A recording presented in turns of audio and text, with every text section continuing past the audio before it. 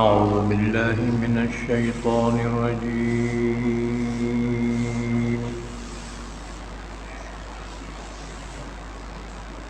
بسم الله الرحمن الرحيم.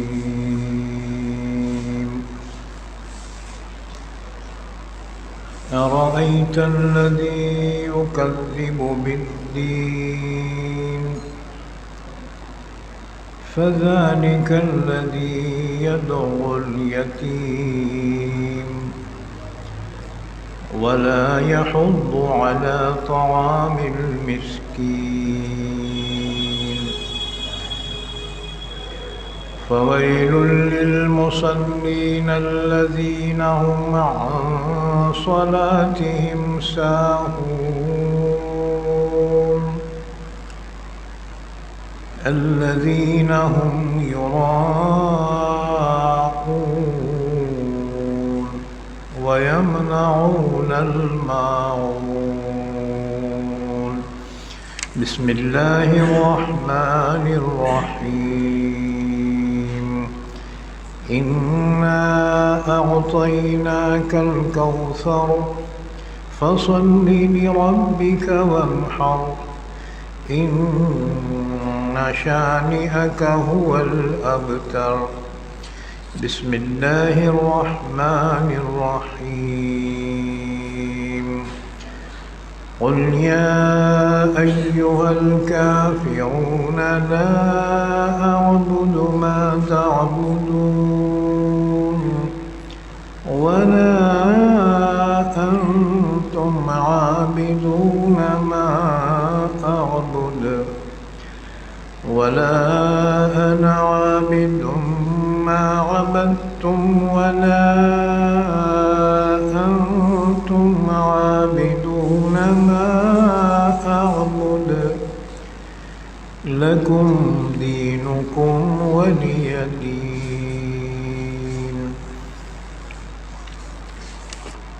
پناہ میں آتا ہوں میں اللہ کی شیطان مردود سے. شروع کرتا ہوں میں اللہ کے نام سے جو بڑا مہربان نہایت رحم کرنے والا ہے.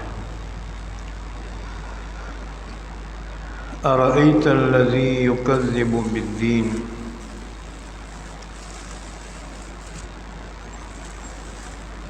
کیا آپ نے دیکھا اس شخص کو جو جھٹلاتا ہے جزا کو؟ بس وہ وہی ہے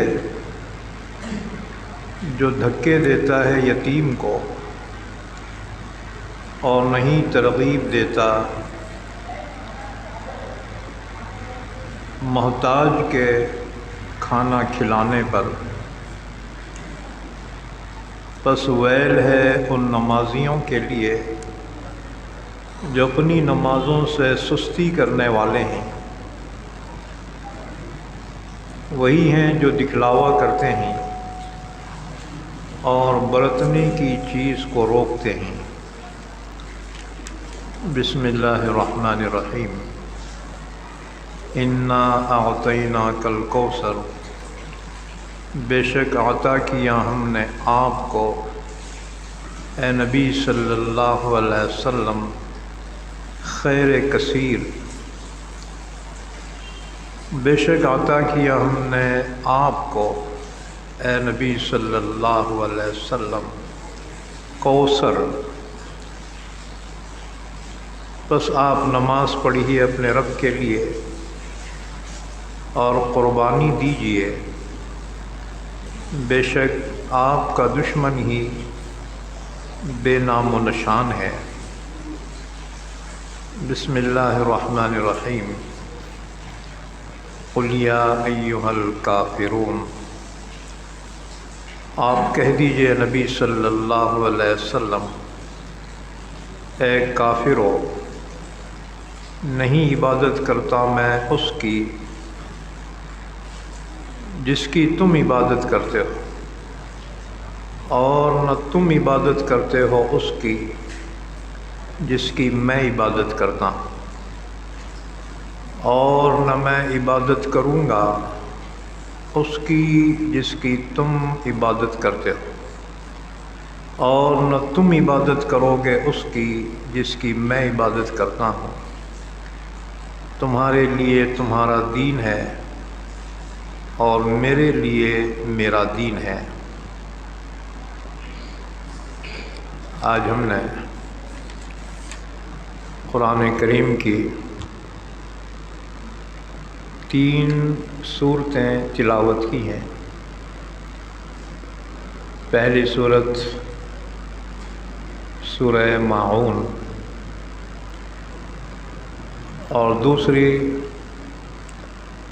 سورہ کوثر اور تیسری سورہ کافرون۔ انشاءاللہ پہلے سورہ ماعون کی تفسیر بیان کی جائے گی، اس کے بعد سورہ کوثر کی، اور اس کے بعد پھر سورہ کافرون کی۔ سورہ ماعون مکے میں نازل ہوئی اور اس میں 7 آیتیں ہیں۔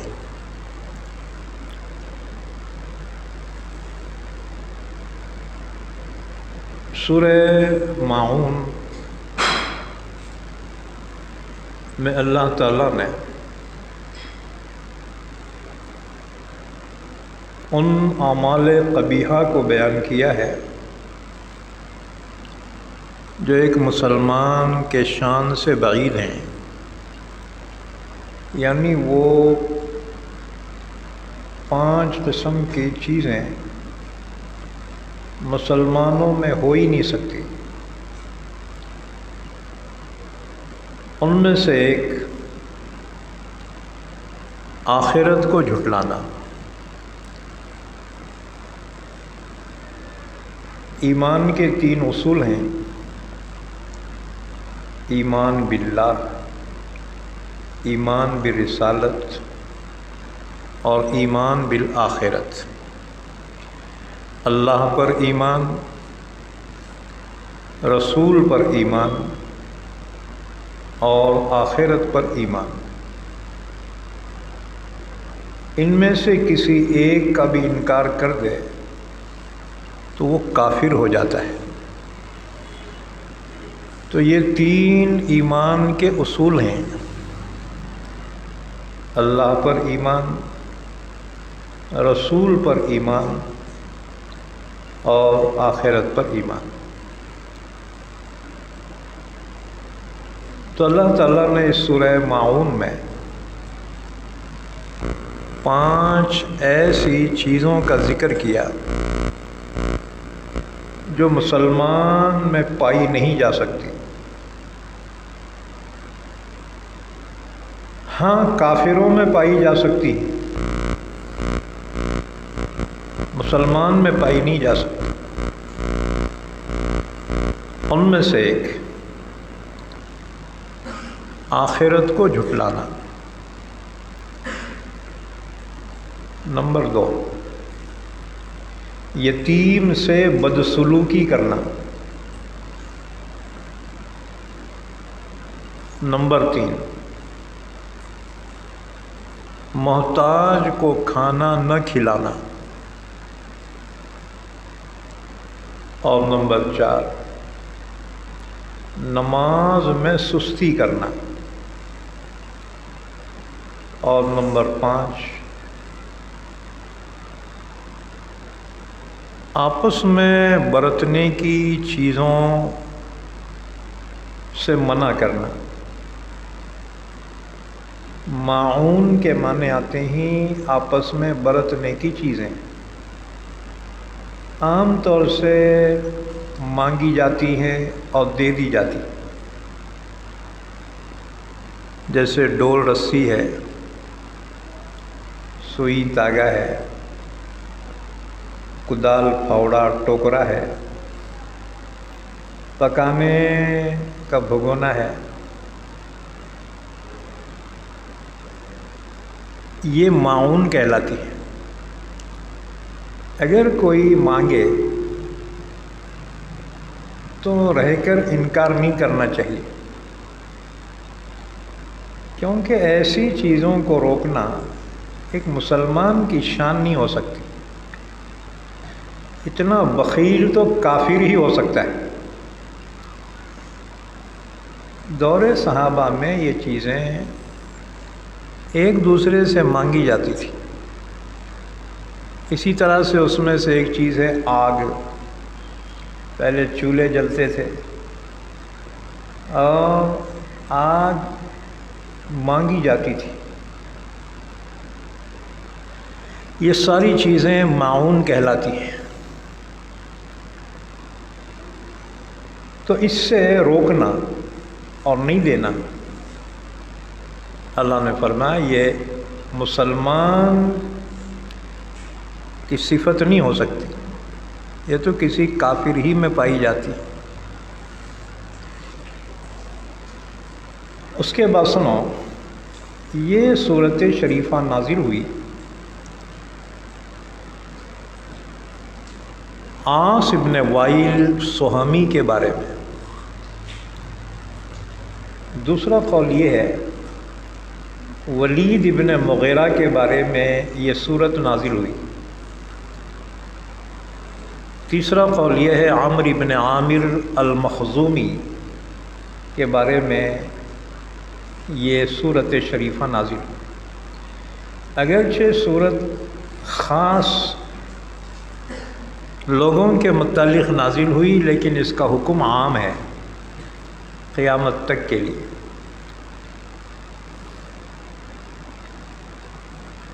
عبداللہ ابن عباس فرماتے ہیں کہ سورہ ماعون آدھی مکی ہے، مکے میں نازل ہوئی، اور آدھی مدنی ہے، منافقین کے بارے میں نازل ہوئی جو نمازوں میں سستی کرتے ہیں اور برتنے کی چیزوں میں بخیلی کرتے ہیں۔ چنانچہ اللہ تعالیٰ نے فرمایا أَرَأَيْتَ الَّذِي يُكَذِّبُ بِالدِّينِ، آپ نے دیکھا ہے نبی صلی اللہ علیہ وسلم اس شخص کو جو جزا کا انکار کرتا ہے۔ یہاں دین سے مراد کیا ہے؟ دیکھو، دین کے ایک معنی تو آتے ہیں مذہب، اور مراد ہے اسلام، یعنی وہ کافر اسلام کا انکار کرتا ہے، اور یہ اللہ کے عذاب کا مستحق ہے۔ دوسرے معنی دین کے آتے ہیں بدلہ، انصاف، جزا، جو حقیقت میں آخرت میں اللہ تعالیٰ فرمائے گا۔ اسی لیے فرمایا مالک یوم الدین، وہ روز جزا کا مالک ہے، یعنی قیامت کا دن جب اللہ حساب کتاب لے گا۔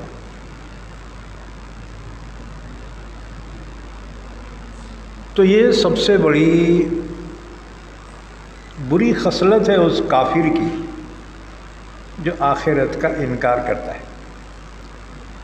یاد رکھو، یہ دنیا دار العمل ہے، دار الجزا نہیں ہے۔ یہ عمل کی جگہ ہے، سزا اور جزا کا مقام نہیں۔ اس لیے اللہ تعالیٰ اس دنیا میں کبھی نافرمانوں کو نعمتوں سے نوازتا ہے، مال، دولت، بیوی، اولاد، خوشحالی، سیاست، حکومت، اقتدار، ہر چیز سے نوازتا ہے۔ اور بسا اوقات ایمان والوں کو، متقیوں کو، پرہیزگاروں کو اللہ دنیا میں مصیبت میں رکھتا ہے، مفلسی ہے، تنگ دستی ہے، بیماری ہے، اور اسی طرح سے ظلم زیادتی ہے دشمنوں کی جانب سے، تو کوئی یہ غلط فہمی میں نہ رہے کہ اس دنیا میں جو عیش میں ہے تو اللہ اس سے خوش ہو کر اس کو نعمتیں دے رہا ہوگا، نہ۔ اور جو پریشان حال ہے نیک بندہ، تو اللہ اس کو کسی گناہ کی سزا دے رہا ہوگا، نہ۔ یہ دنیا سزا اور جزا کا مقام نہیں ہے۔ ہاں اللہ تعالیٰ تھوڑی سزا ضرور دیتا ہے کسی کے گناہ کی، کفر کی، شرک کی، اس لیے کہ کافر مستی میں نہ آ جائے، اللہ تھوڑی بہت سزا دیتا ہے، لیکن حقیقی سزا نہیں ہے دنیا میں جو کافر کو ملی۔ فرمایا کذالک العذاب ولعذاب الآخرۃ اکبر لو کانوا یعلمون۔ اسی طرح اللہ تعالیٰ نافرمانوں کو کبھی دنیا میں عذاب اور سزا دیتا ہے، لیکن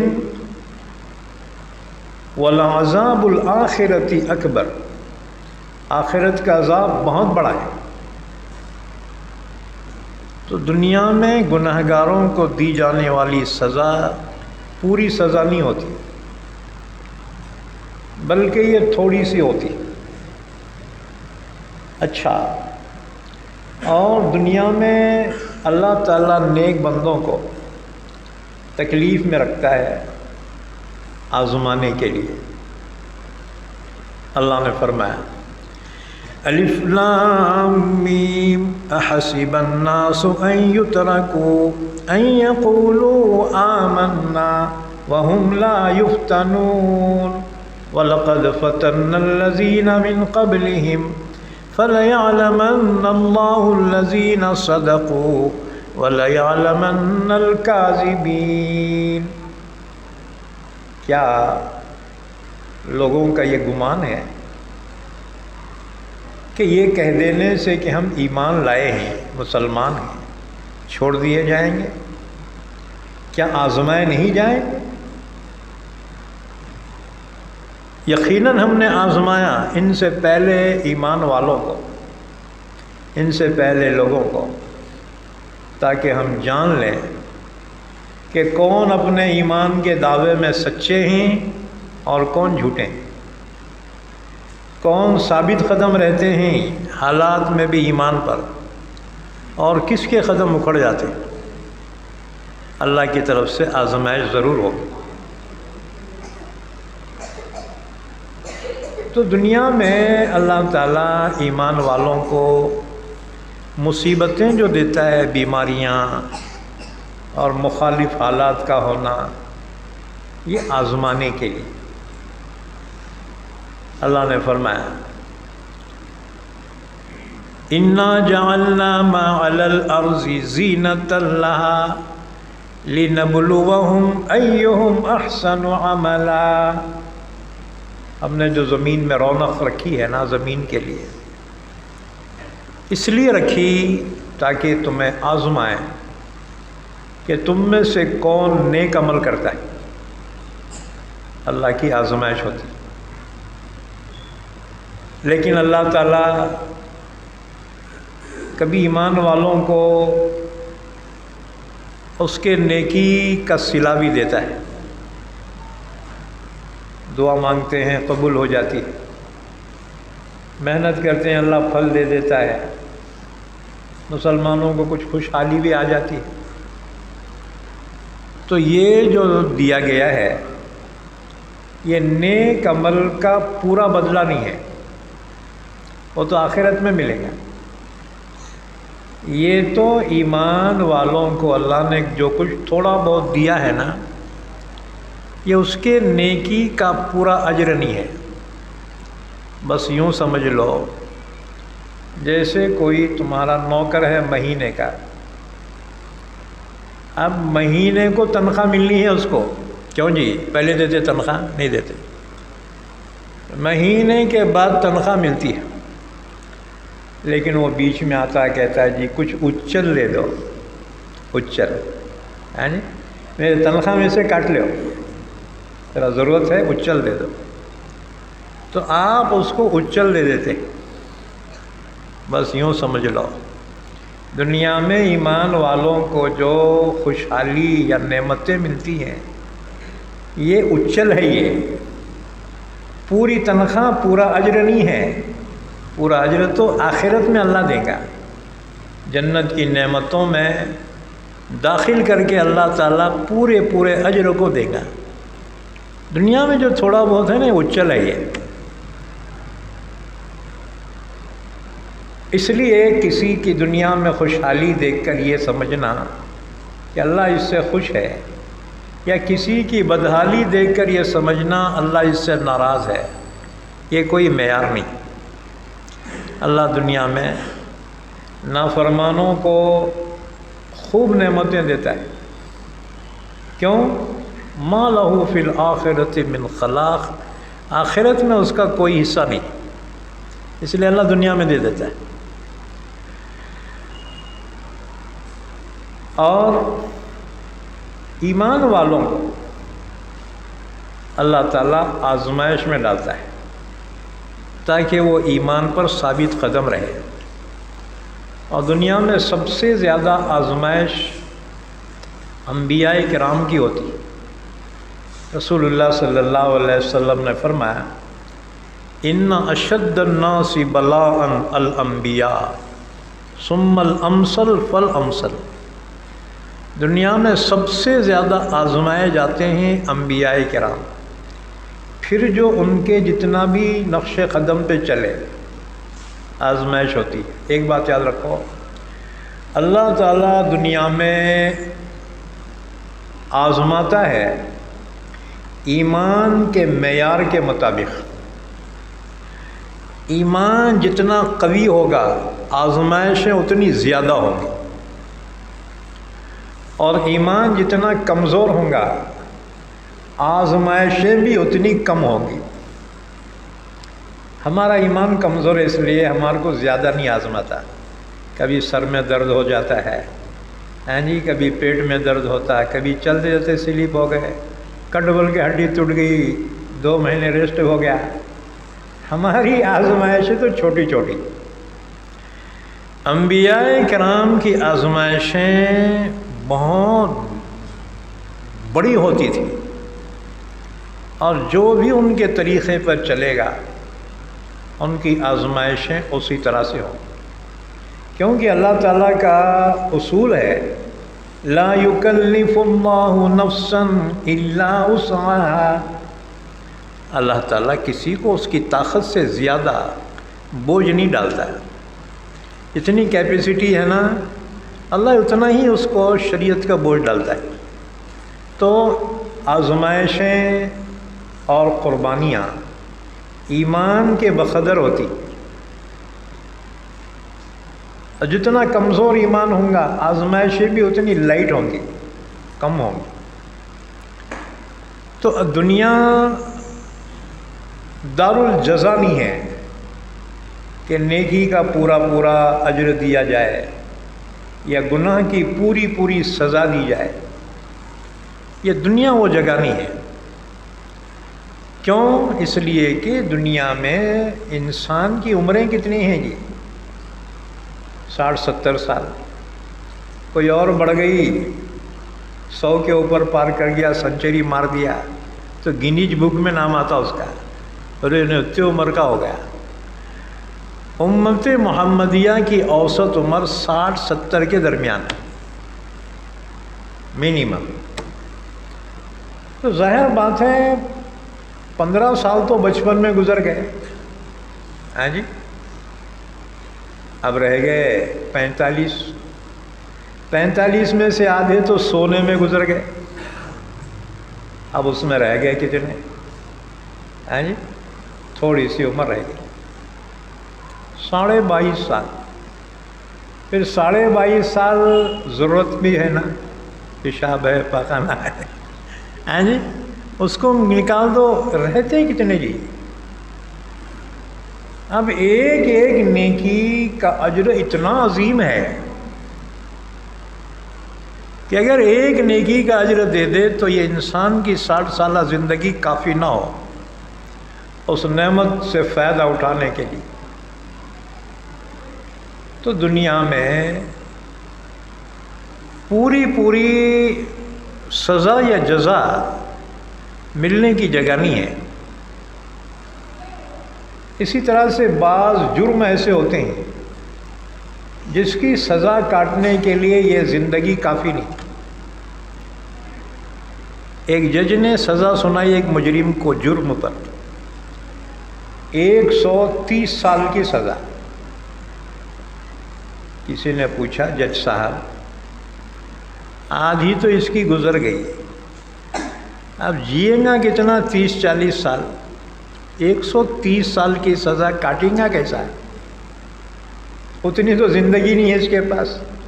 اس نے کہا وہ میں بھی جانتا ہوں، لیکن اس کا جرم اتنا ہے کہ اس کو اتنی سزا ملنی ہی چاہیے۔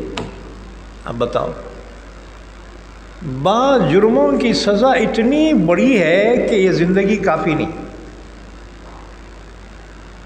اصل میں یہ دنیا سزا اور جزا کا مقام ہی نہیں ہے، بلکہ سزا اور جزا کے لیے اللہ تعالیٰ نے اس کے بعد ایک زندگی عطا فرمائی ہے، وہ آخرت ہے، اور آخرت کبھی ختم نہیں ہوگی۔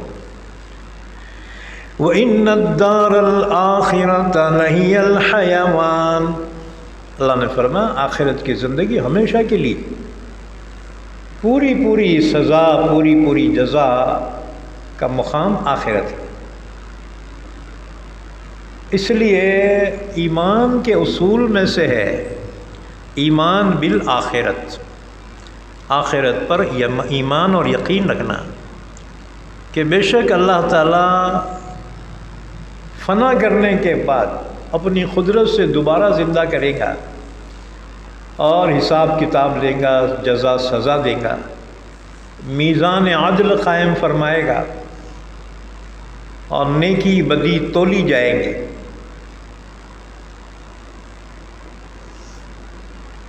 اور فرمایا فَأَمَّا مَنْ ثَقُلَتْ مَوَازِينُهُ فَهُوَ فِي عِيشَةٍ رَاضِيَةٍ وَأَمَّا مَنْ خَفَّتْ مَوَازِينُهُ فَأُمُّهُ هَاوِيَةٌ وَمَا أَدْرَاكَ مَا هِيَ نَارٌ حَامِيَةٌ۔ نیکی کا پلہ بھاری ہو جائے تو وہ جنت میں اپنی من موجی زندگی میں ہوگا، عیش میں ہوگا، اور جس کی نیکیوں کا پلہ ہلکا ہو جائے اس کا ٹھکانہ حاویہ ہے۔ اے نبی آپ جانتے ہیں حاویہ کیا ہے؟ وہ دہکتی ہوئی جہنم کی آگ ہے،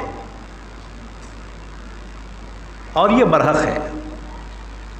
آخرت، دوبارہ زندگی، حساب کتاب، سزا جزا، جنت دوزخ برحق ہے۔ اس کو کہتے ہیں ایمان بالآخرت۔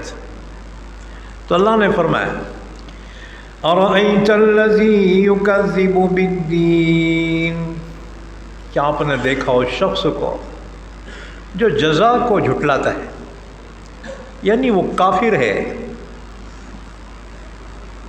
فَذَلِكَ الَّذِي يَدْعُو الْيَتِيمَ، پس وہ وہی ہے جو یتیم کو دھکے دیتا ہے، یتیم سے بد اخلاقی کرتا ہے۔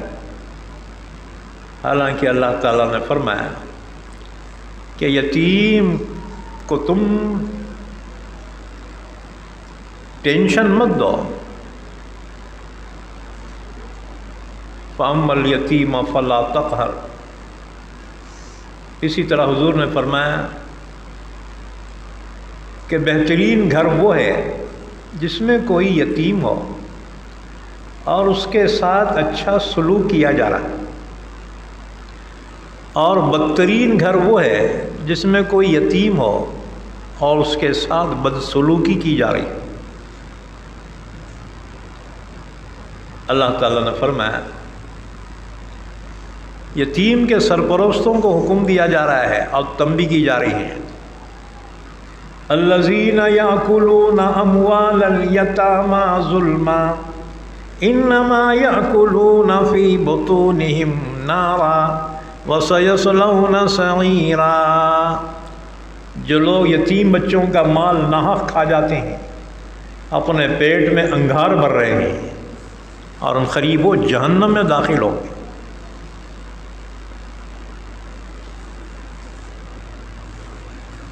صحابہ نے پوچھا یا رسول اللہ یتیموں کا کیا حق ہے؟ اللہ نے ان کا سوال اور جواب قرآن پاک میں نازل فرمایا، وَيَسْأَلُونَكَ عَنِ الْيَتَامَى قُلْ إِصْلَاحٌ لَهُمْ خَيْرٌ۔ صحابہ سوال کر رہے ہیں یا رسول اللہ صلی اللہ علیہ وسلم یتیموں کے سلسلے میں کیا حکم ہے؟ اللہ نے جواب میں فرمایا، قُلْ إِصْلَاحٌ لَهُمْ خَيْرٌ، ان کی اصلاح بہتر ہے، یتیموں کی بھلائی جس میں ہے ویسے سلوک تم یتیموں کے ساتھ کرو۔ اللہ نے یاد دلایا اپنے نبی کو اپنا احسان، الم یجدک یتیما فآویٰ، اے نبی آپ یتیم پیدا ہوئے، آپ جب اپنی ماں کے پیٹ میں تھے والد عبداللہ کا انتقال ہو گیا، یتیم پیدا ہوئے، اللہ نے احسان یاد دلایا، الم یجدک یتیما فآویٰ، کیا آپ کے رب نے آپ کو یتیم نہیں پایا؟ پھر اس نے آپ کو ٹھکانہ دیا، آپ کی محبت اپنی ماں کے دل میں ڈال دی، ماں کا انتقال ہوا، آپ کی محبت دادا جان کے دل میں ڈال دی، دادا کا انتقال ہوا، چچا ابو طالب کے دل میں آپ کی محبت ڈال دی۔ بھلا یتیموں سے کون محبت کرتا ہے؟ اپنی اولاد سے محبت ہوتی ہے انسان کو، یتیموں سے بھلا محبت کون کرتا ہے؟ اللہ تعالیٰ نے احسان یاد دلایا اور پھر فرمایا، وَأَمَّا الْيَتِيمَ فَلَا تَقْهَرْ، تو یتیموں کے سلسلے میں حضور نے بہت تاکید فرمائی۔ ایک مرتبہ آپ نے فرمایا، انا وکافل الیتیم کہاتین، میں اور یتیم کی سرپرستی کرنے والا جنت میں اتنے قریب ہوں گے جیسے یہ دو انگلیاں ہیں۔ حضور نے شہادت کی انگلی اور بیچ کی انگلی سے اشارہ فرمایا، یہ انگلیاں جتنے قریب ہیں، رہنے دو ڈسٹرب مت کرو، چلو۔ حضور نے فرمایا جیسے یہ دو انگلیاں قریب ہیں، میں اور یتیم کی سرپرستی کرنے والا جنت میں اتنے قریب ہوں گے۔ گویا بشارت تھی یتیم کی پرورش کرنے والے کے لیے، لیکن کتنا بد اخلاق ہوگا وہ شخص جو یتیم کو دھکے دے کر گھر سے نکالتا ہے۔ فَذَلِكَ الَّذِي يَدُعُ الْيَتِيمَ، بس یہ وہی ہے یتیم کو دھکے دیتا ہے۔ وَلَا يَحُضُّ عَلَى طَعَامِ الْمِسْكِينِ، اللہ کے نبی صلی اللہ علیہ وسلم نے اپنی عملی زندگی سے امت کو تعلیم دی کہ یتیم کا کیا مقام تھا اللہ کے نبی کے پاس۔ ایمان والو، یتیم کے ساتھ تم بھی ایسی برتاؤ کرو جیسے تمہارے نبی نے کیا۔ عید کا دن ہے، عید الفطر، حضور صلی اللہ علیہ وسلم عیدگاہ جانے کے لیے تیار ہو کر اپنے گھر سے نکلے۔ راستے میں دیکھا کچھ بچے کھیل رہے، حضور صلی اللہ علیہ وسلم دیکھا بچے نئے کپڑے پہنے ہوئے ہیں، بہت خوش ہیں اور کھیل رہے ہیں بچے۔ ان بچوں سے ہٹ کر ایک بچہ مایوس کھڑا ہوا ہے۔ حضور صلی اللہ علیہ وسلم کو اس بچے کی مایوسی کا احساس ہوا، خنجر چلے کسی پہ تڑپتے ہیں ہم امیر، سارے جہاں کا درد ہمارے جگر میں۔ رحمت للعالمین تھے، اس بچے کے قریب گئے، صرف شفقت کا ہاتھ رکھا، فرمایا بیٹے آج عید کا دن ہے، خوشی کا دن ہے، سارے بچے خوش ہیں، تم مایوس کیوں ہو؟ اس نے حضور کو نہیں پہچانا، کہنے لگا کہ جی خوشی تو ان بچوں کے لیے ہے جن کے ماں باپ زندہ ہیں، میں وہ بدنصیب ہوں کہ پچھلے جہاد میں میرے والد شہید ہو چکے، میں یتیم ہوں، میرے والد کا انتقال ہو گیا اور میری ماں نے دوسرا نکاح کیا اور میرے سونتےلے باپ نے مجھے گھر سے باہر نکال دیا۔ اللہ کے نبی صلی اللہ علیہ وسلم کے دل پہ بڑا صدمہ ہوا۔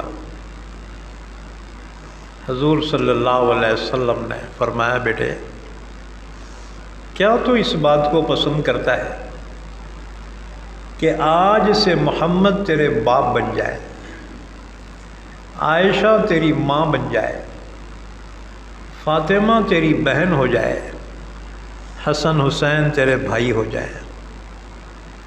بس اس بچے نے نظریں اٹھا کر حضور کی طرف دیکھا اور کہا کہ میرے ایسے نصیب کہاں۔ رسول اللہ صلی اللہ علیہ وسلم نے اس بچے کو سینے سے لگایا، تسلی دی، بجائے عیدگاہ جانے کے حضور اس بچے کو لے کر اپنے گھر واپس تشریف لائے۔ امت کو بتا رہے ہیں کہ عبادت سے بھی بڑھ کر مقام ہے معاملات کا،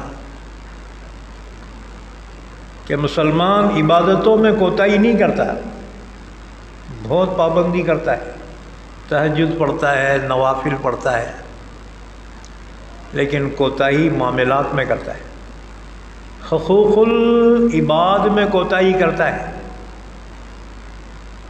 ماں کا حق مار دیا، باپ کا حق مار دیا، بھائیوں کے حق مار دیے، ہاں جی،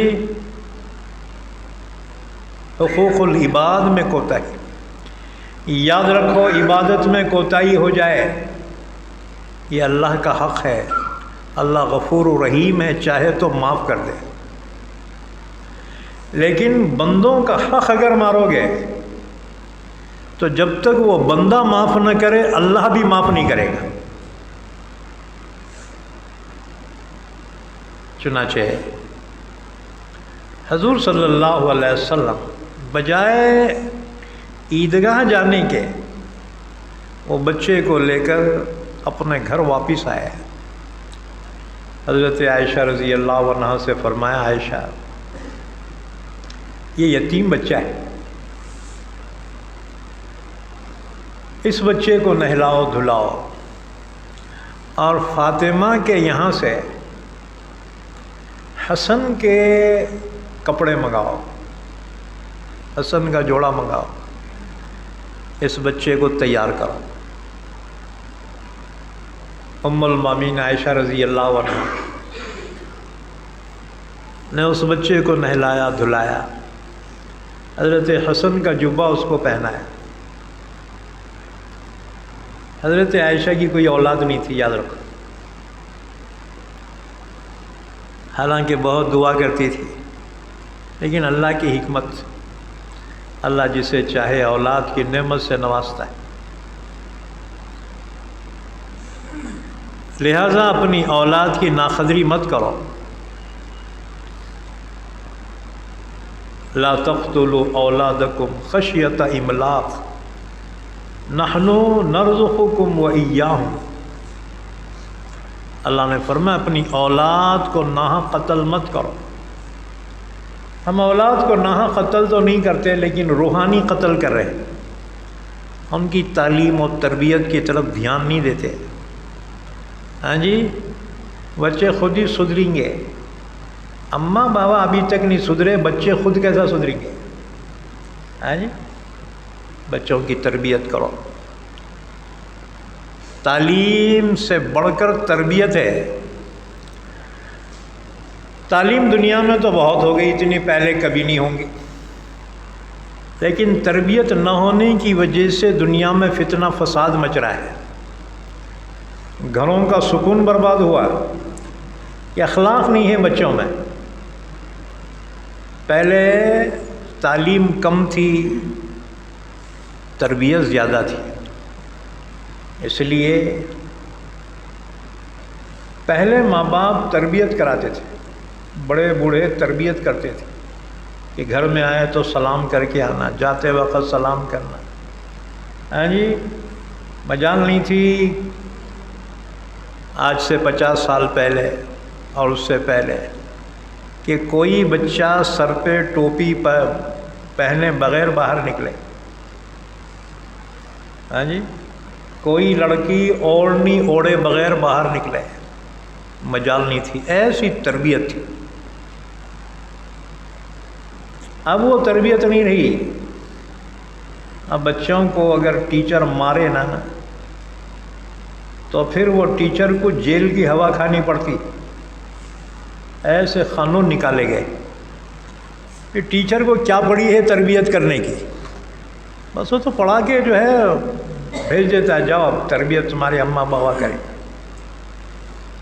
پہلے جو ہے استاذ کے حوالے کرتے تھے بچہ. اماں بابا کہتے تھے حضرت یہ بچہ تمہارے حوالے ہے، پڑھاؤ لکھاؤ اس کو، تربیت دو. ہاں، چمڑی تمہاری ہڈیاں ہمارے. اس لیے مار ٹھوک کے جو ہے درست کرتے تھے استاذہ پہلے کے، بہت سخت تھے. تو کچھ نہ کچھ اخلاق بچے میں پیدا ہوتے تھے. اب وہ چیز رہی نہیں، اخلاق بھی نہیں رہے. علم آ گیا، اخلاق باقی نہیں رہے. حالانکہ اسلام کامل اسلام میں داخل ہونے کا اللہ نے حکم دیا.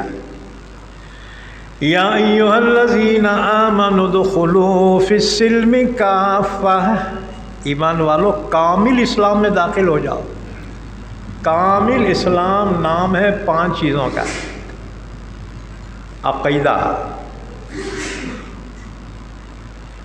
عبادات، معاملات، اخلاق اور معاشرت، حسن معاشرت. 5 چیزوں کا نام کامل اسلام ہے. ہم نے اسلام کو محدود کر دیا عقائد میں، عبادات میں، کہ نماز نہیں پڑھا ہم کو بہت ٹینشن آ رہا. ارے کیا جی لوگ نماز نہیں پڑھ رہے. لیکن معاملات بگڑ جائیں، بد اخلاق ہو جائیں، اس سے ہمارے کو کوئی جو ہے ریئیکشن نہیں ہوتا ہے کہ ہم نے اسے اسلام ہی نہیں سمجھا، اسلام کے علاوہ کوئی اور چیز سمجھ رکھی. تو اخلاق، رسول اللہ صلی اللہ علیہ وسلم نے حضرت عائشہ رضی اللہ تعالیٰ عنہ سے فرمایا، عائشہ یہ یتیم بچہ ہے، اس کو تیار کرو. چنانچہ ام المومنین عائشہ صدیقہ رضی اللہ عنہا نے اس بچے کو نہلایا دھلایا اور اس کو تیار کرایا. جب بچہ تیار ہو گیا، حضور صلی اللہ علیہ وسلم نے اس بچے سے پوچھا، بیٹا تیرے بابا جب زندہ تھے تو کبھی بابا کے ساتھ نماز کے لیے عیدگاہ کو بھی جاتا تھا کیا؟ اس نے کہا جی، مجھے بابا عیدگاہ کو لے جاتے تھے. حضور نے پوچھا کیسا لے جاتے تھے؟ اس نے کہا جی میرے بابا مجھے کاندھے پہ بٹھا کے لے جاتے تھے. پہلے لاڑ پیار کا طریقہ تھا کاندھے پہ بٹھانے کا. ہاں جی، اب وہ دادا بھی اور نانا بھی اور بابا بھی اتنے ڈینجر ہو گئے ہیں کہ بچوں کو قریب نہیں پھٹکنے دیتے. ہاں جی، ان کی شان میں فرق پڑے گا. ایک مرتبہ رسول اللہ صلی اللہ علیہ وسلم تشریف فرما ہے اور آپ کے نواسے حسن حضور کے پاس، آپ اپنے ننھے سے نواسے کو گود میں بٹھائے ہیں، لاڑ پیار کر رہے ہیں. ایک صحابی ہیں اقرا بن حابس، جو دیہات کے تھے، ایمان لائے، اپنے قبیلے کے سردار تھے. انہوں نے دیکھا کہ حضور اتنے بڑے مقام درجے والے اور یہ بچے کو گود میں لے کے کھیل رہے ہیں. اقرا بن حابس نے کہا یا رسول اللہ، آپ اتنے عظیم ہستی ہونے کے باوجود یہ بچے کو گود میں لے کے لاڑ پیار کر رہے کھیل رہے ہیں. حالانکہ میرے 10 بیٹے ہیں، 10 بچے، لیکن اتنا روب ہے میرا ان پر، کیا مجال جو میرے قریبی کوئی آئے. حضور نے فرمایا اگر اللہ نے تیرے دل کو سخت کیا ہے تو میں کیا کر سکتا ہوں. حضور نے فرمایا من لا یرحم لا یرحم، جو رحم نہیں کرتا اس پہ بھی رحم نہیں کیا جاتا.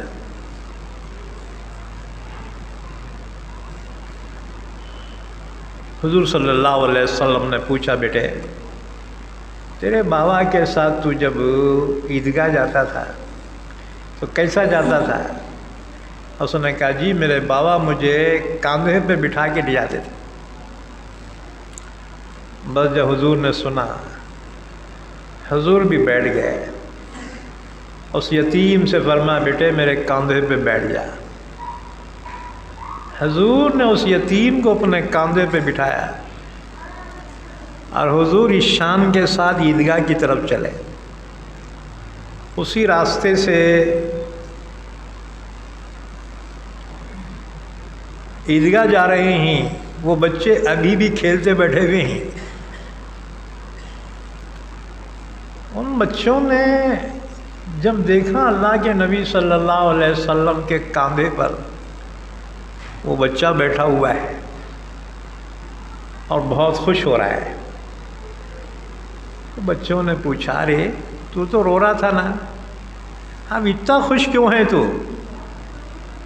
اس نے کہا تمہیں کیا معلوم، آج سے محمد صلی اللہ علیہ وسلم میرے باپ بن گئے. حضرت عائشہ میری ماں بنی ہے، فاطمہ بہن اور حسن حسین بھائی بنے. بس جی ان بچوں نے یہ سنا، گرد اٹھا کر اپنے سر میں ڈالنے لگے، کہنے لگے کاش کہ ہمارے باپ بھی مر جاتے تو محمد صلی اللہ علیہ وسلم ہمارے باپ بن جاتے. حضور صلی اللہ علیہ وسلم عیدگاہ پہنچے. خطبہ دینے کے لیے جب کھڑے ہوئے اس بچے کو اپنے بازو میں ممبر پہ بٹھایا، امت کو تعلیم دی کہ یتیموں کے ساتھ اچھا برتاؤ کرو. اللہ تمہارے اولاد کے ساتھ بھی اسی طرح معاملہ فرمائے گا. تم دوسروں کی اولاد کے ساتھ حسن سلوک کرو، اللہ تمہاری اولاد کے ساتھ بھی اسی طرح حسن سلوک فرمائے گا. تو بدترین خصلت اس شخص کی ہے جو یتیموں کو دھکے دیتا ہے. فَذَلِكَ الَّذِي يَدْعُ الْيَتِيمَ، بس وہی ہے جو یتیم کو دھکے دے رہا ہے. وَلَا يَحُضُّ عَلَىٰ طَعَامِ الْمِسْكِينِ، اتنا بخیل ہے، اتنا سخت دل ہے کہ کسی غریب کے کھانا کھلانے پہ ترغیب نہیں دیتا، خود بھی نہیں کھلاتا اور دوسروں کو بھی ترغیب نہیں دیتا. یہ بخیلی کی صفت مسلمان کی نہیں ہو سکتی. مسلمان سخی ہوتا ہے. وَمِمَّا رَزَقْنَاهُمْ يُنْفِقُونَ، اللہ نے فرمایا ہم نے جو اس کو رزق دیا ہے اس میں سے خرچ کرتے ہیں. وہ ایمان والے ہیں. الذین یؤمنون بالغیب ویقیمون الصلاۃ ومما رزقناہم ینفقون. اللہ کی راہ میں خرچ کرنا صفت سخاوت ایمان والوں کی صفت ہے، اور بخالت ایمان والوں کی صفت نہیں ہو سکتی. حضور صلی اللہ علیہ وسلم نے فرمایا سخی اللہ کے قریب ہے، جنت کے قریب ہے، اور بندوں کے قریب ہے. اور بخیل اللہ سے بھی دور ہے، جنت سے بھی دور ہے، اور لوگوں سے بھی دور ہے. بخیل کو کوئی سلام نہیں کرتے، جان دے رہے بہت بخیل ہے صلاح یہ ہے نہیں، انہیں کروڑ پتی رہتے. بخیل کی کوئی عزت نہیں ہے. صفت سخاوت پیدا کرو. امت مسلمہ تو سخی تھی لیکن اب بھکاری بن گئی. ہاں جی، ہمارے کو ریزرویشن دو، ہمارے کو یہ دو. تم تو وہ تھے جو دوسری قوموں کو دینے والے. یاد رکھو دعوت اسلام کی کامیابی جو ہے نا وہ سچے دلائل اور اچھے اخلاق سے ہے. سچے دلائل اور اچھے اخلاق سے اسلام پھیلا ہے. طاقت قوت کی ضرورت نہیں ہے اسلام کو، اخلاق میں ہی وہ طاقت ہے. رسول اللہ صلی اللہ علیہ وسلم کے پاس ایک یہودی لڑکا آتا تھا، خدمت کرتا تھا حضور کی. تو کچھ دن سے وہ لڑکا نہیں آیا. حضور کو تشویش ہوئی، صحابہ سے پوچھا کہ فلاں یہودی بچہ آتا تھا، کچھ کام کاج کرتا تھا، کچھ دنوں سے کیوں نہیں آ رہا؟ کسی نے کہا یا رسول اللہ صلی اللہ علیہ وسلم وہ بہت بیمار ہے، بہت بیمار ہے. حضور کو جب اس کی بیماری کا پتہ چلا، چند صحابہ کو لے کر حضور اس کے گھر پہنچے. یاد رکھو یہودی کٹر دشمن حضور کے، اسلام کے. اللہ تعالیٰ نے اسلام کے دشمنوں کی فہرست بیان کی. چھٹے پارے کی آخری آیت لسٹ بیان کی اسلام کے دشمن کون ہیں. لَتَجِدَنَّ أَشَدَّ النَّاسِ عَدَاوَةً لِلَّذِينَ آمَنُوا الْيَهُودَ وَالَّذِينَ أَشْرَكُوا. ضرور بالضرور سب سے شدید ترین دشمن اگر پاؤ گے ایمان والوں کے تو نمبر 1 پر یہودی ہیں اور دوسرے نمبر پر مشرکین. لَتَجِدَنَّ أَشَدَّ النَّاسِ عَدَاوَةً لِلَّذِينَ آمَنُوا الْيَهُودَ وَالَّذِينَ أَشْرَكُوا. اچھا پھر قریب کون ہیں مسلمانوں کے؟ وَلَتَجِدَنَّ أَقْرَبَهُم مَّوَدَّةً لِلَّذِينَ آمَنُوا الَّذِينَ قَالُوا إِنَّا نَصَارَىٰ. یہ دونوں کے دشمن کے مقابلے میں ذرا نرم دل ہیں عیسائی، جنہوں نے کہا ہم نصارہ ہیں. قرآن میں عیسائیوں کے لیے نصارہ کا لفظ ہے، نصارہ. تو یہ تیسرے نمبر پہ ہیں اور ذرا دونوں کے مقابلے میں ذرا نرم ہیں. کیوں نرم ہیں؟ اس لیے کہ ان میں 3 چیزیں ہیں عیسائیوں میں. ذَلِكَ بِأَنَّ مِنْهُمْ قِسِّيسِينَ وَرُهْبَانًا وَأَنَّهُمْ لَا يَسْتَكْبِرُونَ. ان میں علم دوست لوگ ہیں، علم کے قدردان ہیں.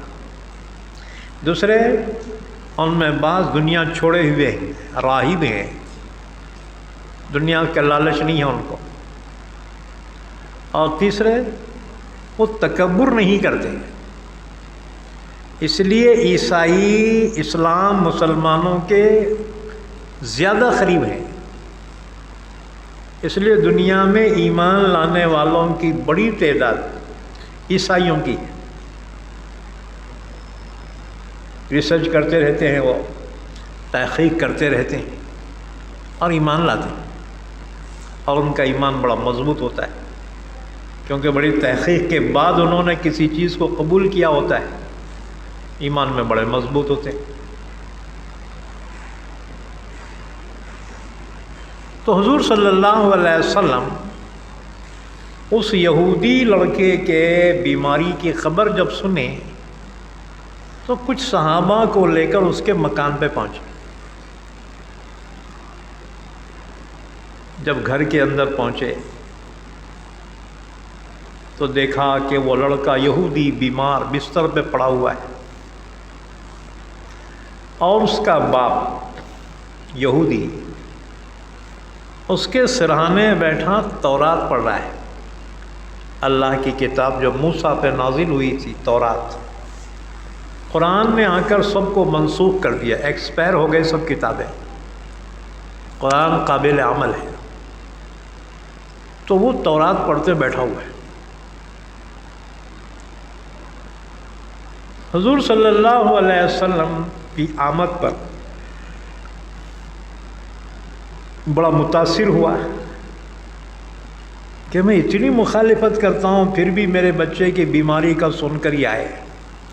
دیکھو اخلاق کی اثر کیسا ہوتا ہے۔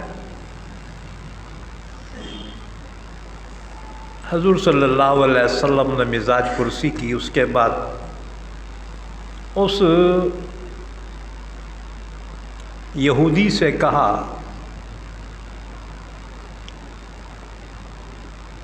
کہ کیا میرا تذکرہ تمہاری اس کتاب میں موجود ہے؟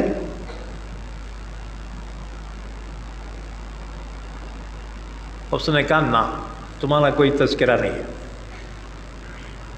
حالانکہ اللہ نے فرمایا الذین یتبعون الرسول النبی الامی الذی یجدونہ مکتوبا عندہم فی التوراۃ والانجیل۔ نبی امی کا تذکرہ، حضور کا تذکرہ لکھا ہوا یہ پاتے ہیں تورات میں بھی اور انجیل میں بھی۔ تو حضور نے اس یہودی سے پوچھا کیا میرا تذکرہ تمہاری اس کتاب میں تم پاتے ہو؟ اس نے کہا نہ، آپ کا کوئی تذکرہ نہیں۔ لیکن وہ لڑکا بولا کیوں نہیں، ضرور آپ کا تذکرہ ہماری کتاب میں۔ حضور صلی اللہ علیہ وسلم نے اس لڑکے کا جب آخری وقت آیا، آپ نے اس لڑکے سے کہا کہ ایمان لے آؤ، اسلام قبول کر لے،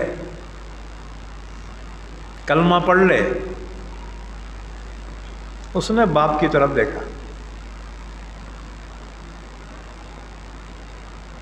باپ نے کہا بیٹے ابو القاسم یعنی محمد کی بات مان لے۔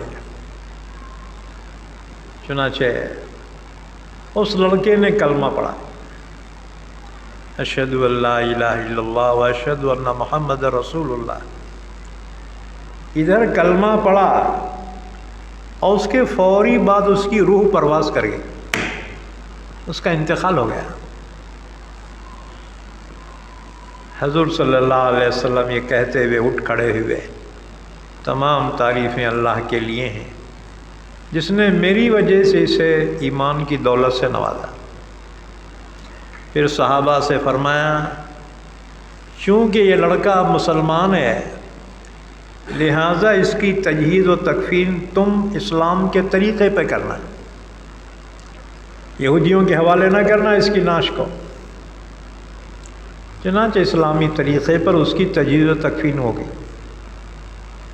یہ اخلاق تھے کہ ایسے کٹر دشمن کے گھر میں بھی مزاج پرسی کے لیے اللہ کے نبی تشریف لائے۔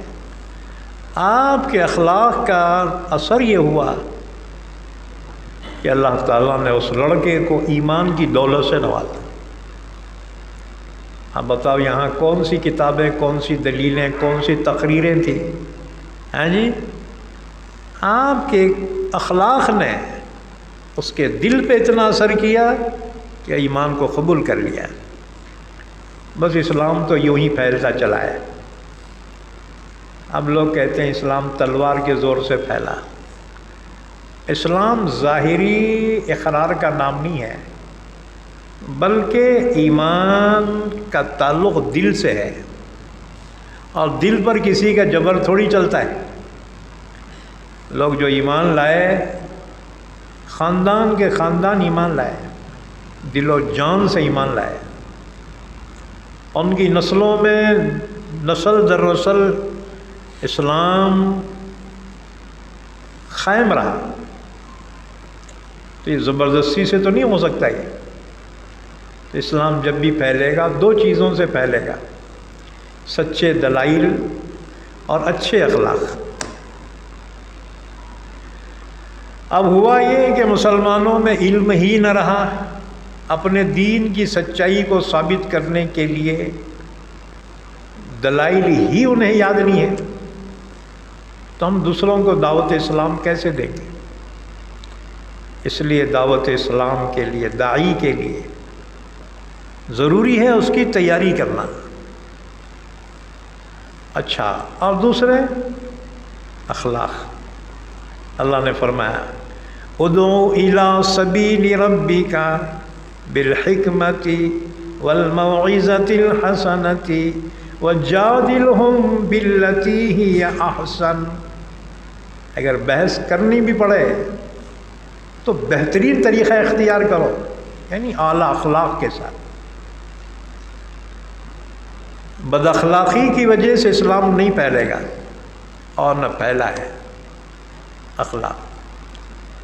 تو اللہ نے فرمایا کہ وہ کتنا بدنصیب ہے جو غریبوں کو کھانا کھلانا تو دور کی بات ہے، بلکہ کھانا کھلانے پہ ترغیب بھی نہیں دیتا۔ وَلَا يَحُضُّ عَلَىٰ طَعَامِ الْمِسْكِينِ، اور وہ ترغیب نہیں دیتا محتاج کے کھانا کھلانے پر۔ معلوم ہوا خود کھانا کھلاؤ، غریبوں کو کھانا کھلاؤ، ہاتھ دھلاؤ کچھ لوگوں کے۔ ہم تو ایسے ہو گئے گھراں میں گھس رہے، کارے نکل رہے۔ ہاں یہ بچی ہم بعد میں جواب دیتے ہیں جی، ہاں وہ کھایا تو تیرے باپ کا کھایا، کس کا کھایا؟ ایک رشتہ دیکھنے کے واسطے بچے کے 10 گھراں میں گھس کے کھا رہے۔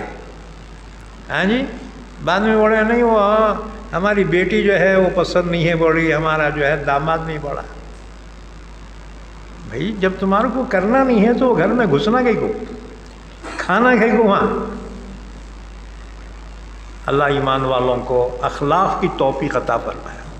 بڑی بڑی بد اخلاقی کی بات ہے، کسی کو تسلی دلاسا دے کر اسے نا امید کرنا۔ یاد رکھو، لوگ اگر زبان سے بد دعا نہ دے لیکن دل کی آہیں ضرور لگتی ہیں۔ کتنی بچیاں بیٹھی ہوئی ہیں، رشتے آ رہے ہیں، دیکھ رہے ہیں، کھا رہے ہیں، چل جا رہے ہیں۔ بچہ بولتے ہیں صاحب دعا کرو جی ایسا ہو رہا ہے۔ وہ بچوں کی آہیں خالی تو نہیں جائیں گی۔ یاد رکھو، غریبوں کو کھلاؤ، مدد کرو، اللہ دیا ہے تو کرو، اور اگر خود نہیں کر سکتے کسی اور کو ترغیب دو۔ حضرت سعد رضی اللہ تعالیٰ عنہ انصار مدینہ کے سردار ہیں، ان کی والدہ کا انتقال ہو گیا۔ حضور کی خدمت میں آئی، یا رسول اللہ صلی اللہ علیہ وسلم، میں یہ چاہتا ہوں اپنی مرحوم ماں کے لیے کچھ نیک کام کروں، حضور آپ بتائیے میں کیا کروں؟ حضور نے فرمایا پانی کی سبیل لگاؤ، کنواں کھدوا دو، کہیں پانی نکلوا دو، لوگ پیتے رہیں گے، تمہاری ماں کو اس کا ثواب ملتا رہے گا۔ ہاں جی، تو غریبوں کی مدد کرنا، یتیموں کی مدد کرنا، بے سہاروں کو سہارا دینا، یہ اخلاق ہیں اور اللہ کا یہ حکم ہے۔ اور جو ایسا نہیں کرتے اللہ نے اس کی مذمت فرمائی، وَلَا يَحُضُّ عَلَىٰ طَعَامِ الْمِسْكِينِ، اور نہیں ترغیب دیتا ہو غریبوں کے کھانا کھلانے۔ فَوَيْلٌ لِّلْمُصَلِّينَ الَّذِينَ هُمْ عَن صَلَاتِهِمْ سَاهُونَ، ویل ہے ان نمازیوں کے لیے جو اپنی نمازوں سے سستی کرتے۔ نمازوں سے سستی کرنے والے کے لیے ویل بیان کیا گیا۔ نمازوں سے سستی کیا ہے؟ وقت کو ٹال کر نماز پڑھتے ہیں، پڑھتے ہی نہیں پڑھنے والے کے لیے تو بہت شدید سزا ہے، لیکن یہاں سزا اس کی بیان کی جا رہی ہے جو نماز تو پڑھتے ہی لیکن سستی کرتے ہیں۔ الذین هم یراؤون، پڑھتے تو ہیں لیکن دکھاوا کرتے ہیں کہ لوگ مجھے نمازی کہیں۔ اس کے بعد سنو اس سلسلے کی چند احادیث مبارکہ۔ سعد بن ابی وقاص رضی اللہ تعالیٰ عنہ فرماتے ہیں رسول اللہ صلی اللہ علیہ وسلم نے جب یہ آیت تلاوت کی تو حضور سے صحابہ نے پوچھا یا رسول اللہ عن صلاتہم ساہون کہ کیا معنی؟ نمازوں سے سستی کرنے والے، اس کے کیا معنی؟ حضور صلی اللہ علیہ وسلم نے فرمایا وقت کو ضائع کر کے پڑھنا، خواہ مخواہ کسی فضول کام میں لگے ہوئے ہیں اور نماز کا وقت گزرتا جا رہا ہے اور اخیر وقت میں آ کر جلدی جلدی پڑھ لی، یہ ہے نماز سے سستی کرنے والے۔ اسی طرح سے اور ایک روایت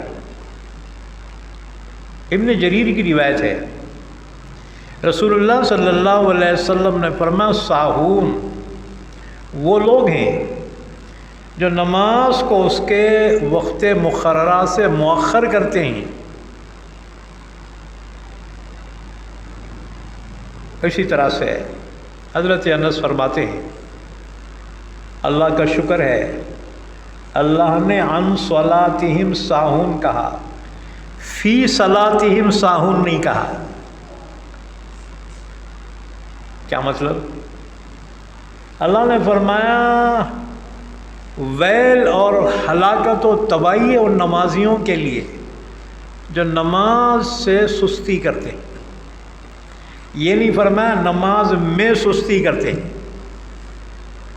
کیونکہ اکثر نماز میں سستی ہو جاتی ہے۔ کیا مطلب؟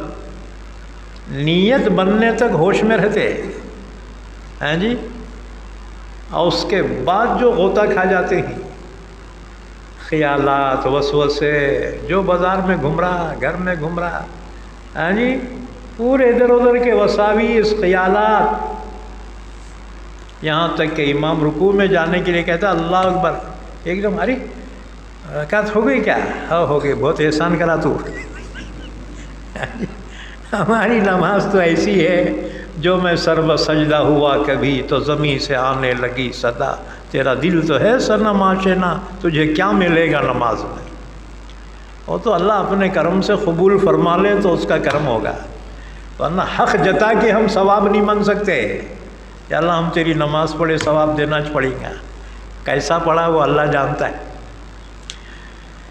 تو حضرت انس فرماتے ہیں اللہ کا شکر ہے اس نے عن صلاتہم ساہون کہا، فی صلاتہم نہیں کہا، ورنہ بڑے مشکل میں ہو جاتے ہیں، کیونکہ پوری نماز میں اللہ کی طرف دھیان ہمارا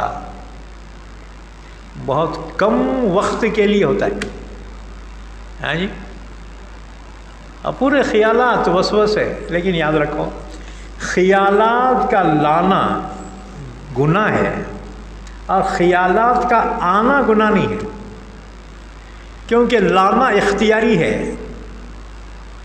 ہونا بول کے خیال کرنا، اور ایک ہے خیالات کا خود بخود آنا۔ خیالات کا آنا گناہ نہیں ہے، خیالات کا لانا گناہ ہے۔ اچھا، اس کا علاج کیا ہے؟ بار بار خیالات آتے ہیں، تو اس سلسلے میں رسول اللہ صلی اللہ علیہ وسلم سے حضرت عثمان بن ابی العاص رضی اللہ تعالیٰ عنہ نے سوال کیا، یا رسول اللہ صلی اللہ علیہ وسلم، شیطان آ کر میرے اور میری نماز اور میری قرات میں حائل بن جاتا ہے، رکاوٹ ڈال دیتا ہے، اور مجھے شبہ ڈال دیتا ہے۔ حضور نے فرمایا، جانتے ہو اس شیطان کا نام کیا ہے؟ اس شیطان کا نام ہے خنزف۔ یہ نماز میں کا شیطان ہے، یہ وسوسے ڈالنے والا۔ حضور نے فرمایا، جب تمہیں اس کی آہٹ محسوس ہو تو تم اعوذ باللہ من الشیطان الرجیم پڑھ کر 3 مرتبہ بائیں جانب تھتکار دو، اس کے وسوسوں سے اللہ حفاظت کرے گا۔ وہ صحابی فرماتے ہیں، میں نے ایسے ہی کیا، تو بس اس کے بعد سے خیالات کا آنا بند ہو گیا۔ اور ایک روایت، قاسم بن محمد سے کسی نے کہا کہ ہم نماز میں وہم میں پڑ جاتے ہیں،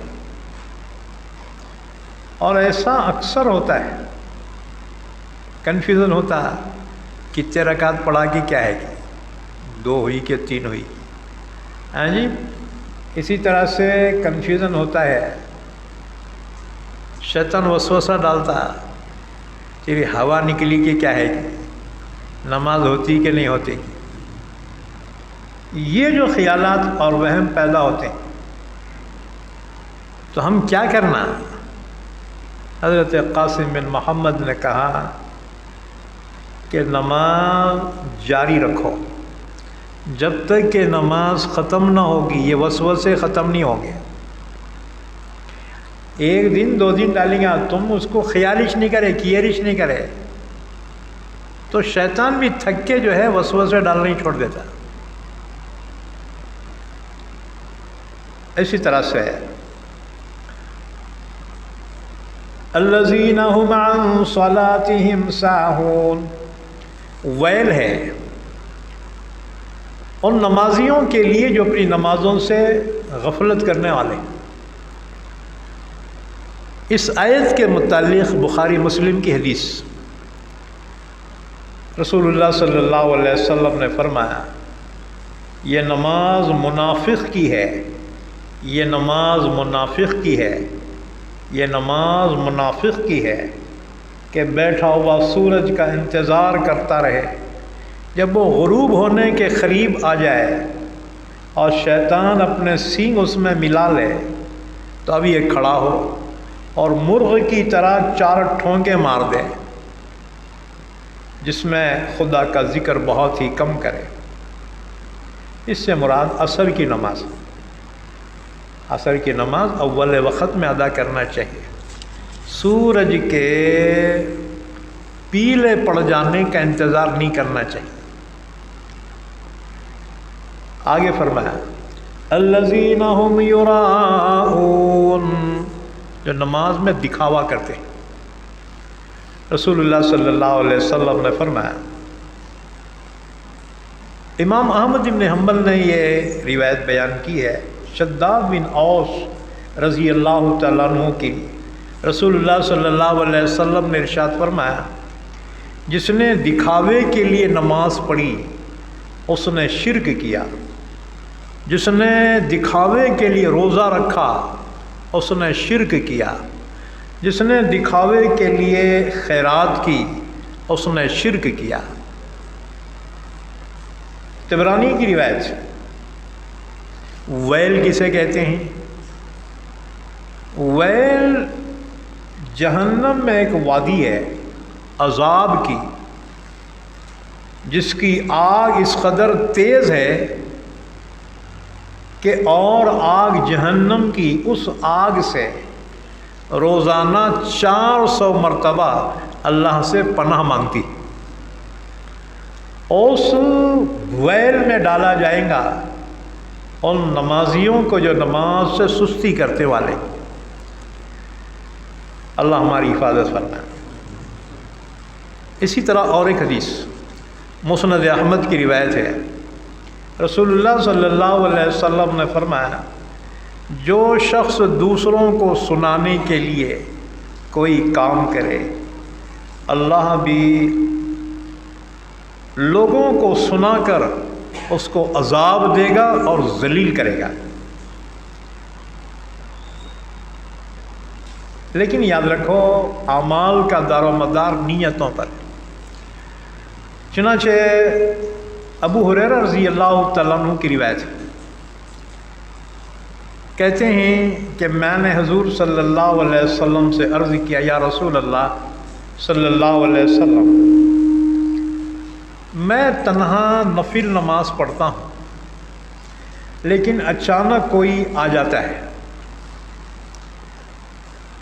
ذرا مجھے اچھا معلوم ہوتا ہے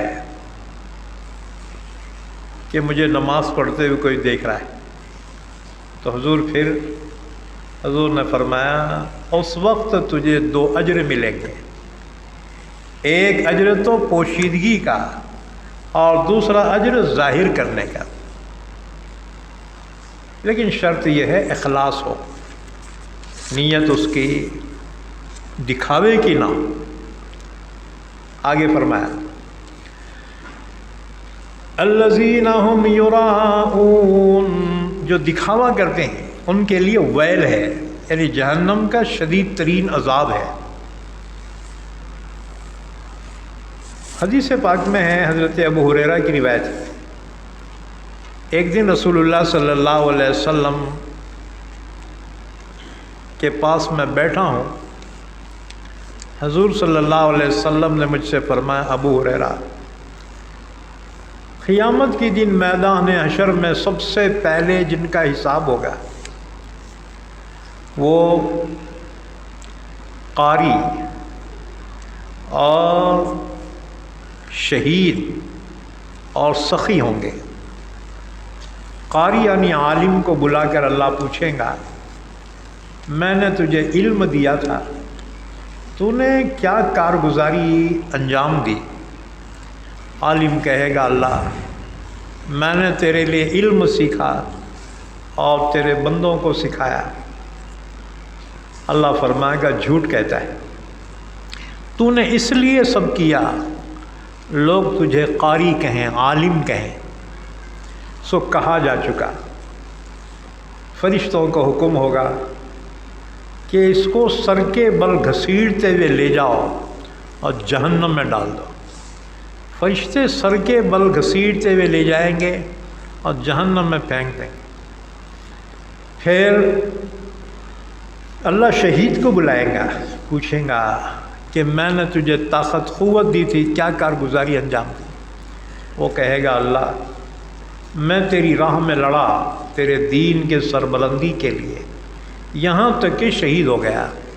اللہ فرمائے گا، جھوٹ کہتے ہو، تم نے یہ اس لیے کیا لوگ تمہیں بہادر کہیں، سو کہا جا چکا۔ لہذا حکم ہوگا، فرشتے گھسیٹتے ہوئے لے جائیں گے اور جہنم میں ڈال دیں گے۔ سخی کو بلا کر اللہ پوچھیں گا، میں نے تجھے مال اور دولت دی تھی، تو نے کیا کارگزاری انجام دی؟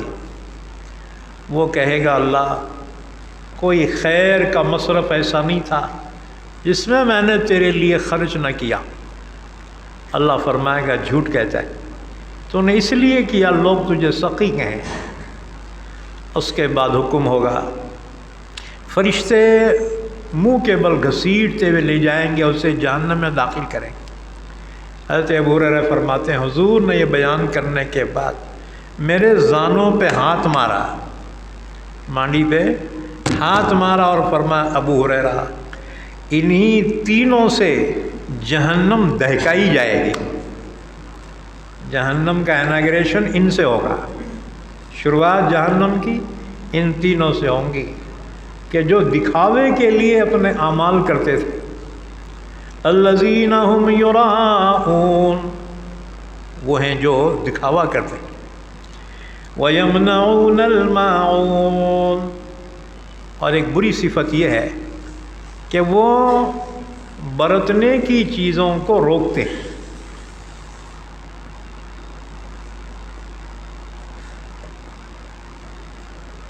معاون کیا ہے؟ آیت شریفہ کی تفسیر میں حضرت علی فرماتے ہیں کہ معاون سے مراد زکوٰۃ ہے، یعنی جو زکوٰۃ نہیں دیتے ان کے لیے ویل ہے اور جہنم کا شدید ترین عذاب ہے۔ حضرت عبداللہ بن مسعود رضی اللہ تعالیٰ عنہ آیت شریفہ کی تفسیر میں فرماتے ہیں کہ معاون سے مراد ہے برتنے کی چیزیں، آپس میں جو لینے دینے کا رواج ہے، استعمال کی چیزیں، ان کو روکنا یہ جہنم کے عذاب کا ذریعہ ہے۔ چنانچہ اس سلسلے میں نسائی شریف کی حدیث ہے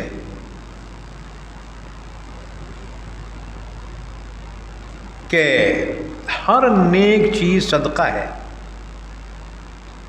ڈول اور ہانڈی، بھگونا، مانگنے پر دینے کو ہم حضور کے زمانے میں معاون کہتے تھے۔ تو برتنے کی چیزیں کوئی مانگے تو دے دینا چاہیے۔ کسی کے پاس مہمان آ گئے، پلیٹاں نہیں ہیں ان کے پاس، تمہارے پاس آئے ذرا پلیٹاں ہیں تو دو۔